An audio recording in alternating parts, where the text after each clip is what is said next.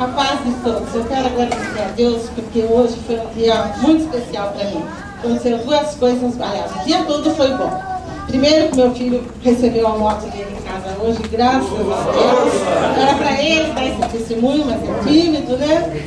Então, eu dou graças a Deus que a moto está em casa. Agora eu só peço a Deus que Deus dê a sabedoria, a proteção divina, para que ele possa mesmo usar com segurança, porque eu tenho muito medo.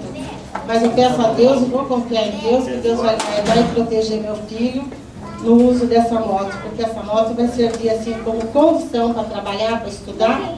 Então, eu peço a Deus que Deus guarde meu filho. E outra bênção, ontem eu estava vindo com o pastor lá de uma reunião em Nogueira, e no caminho nós comentamos, Neto, que o Neto ia jogar bola hoje. Aí eu falei para o pastor, essa camisa que o Neto vai jogar amanhã vai ser minha. Aí o pastor disse, profetizou.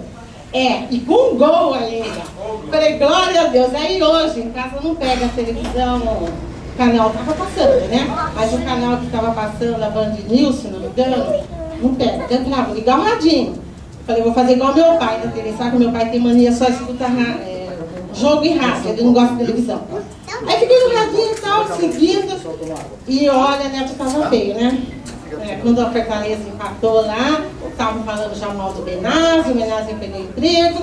Eu fiquei ouvindo, eu falei, meu Deus, e falava no Neto, porque o rádio fala toda hora, né? Neto Baiano, não sei o que. Eu falei, meu Deus, o Neto tem que fazer um gol, pensando assim, né? Então, de repente você fez. Eu falei, glória a Deus, mas eu fiquei tão feliz, Neto. Aí eu corri e liguei para os Marcos, para o pastor.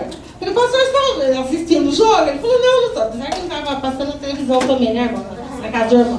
Eu falei, o Neto acabou de fazer aquele gol que o irmão profetizou. Então, eu dou glória a Deus que eu fiquei muito feliz por você e pelo meu filho ter recebido essa moto hoje. Agradeço a Deus por tudo. Amém. Amém.